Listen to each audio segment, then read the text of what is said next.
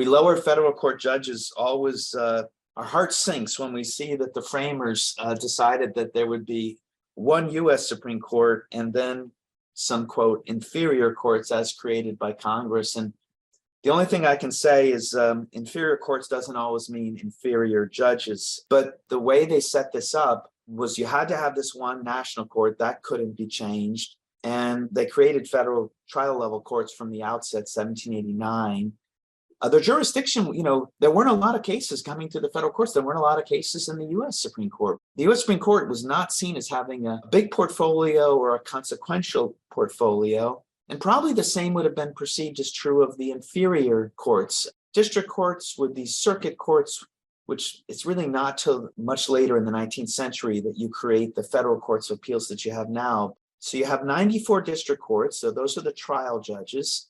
I think it's 900 of them. And if you count senior judges, maybe 1,000. I think the courts of appeals judges it's in the 190s of active judges and probably low to mid 200s when you include senior judges.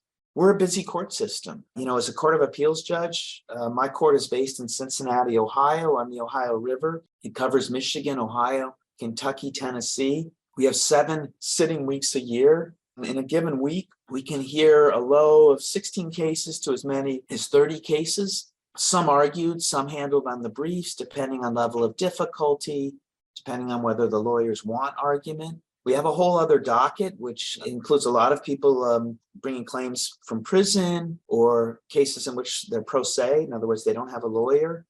And so most of those will not be handled with arguments. So we'll do those on the briefs, on the papers. It's a reading and writing job. I sometimes describe my job as having to write 1 to 2 10-page papers a week for the rest of my life. Sometimes sounds more like a life sentence than life tenure. Happily for me, I've come to love writing on a Sunday when I've got an opinion to write on a Monday morning. That's actually something I look forward to.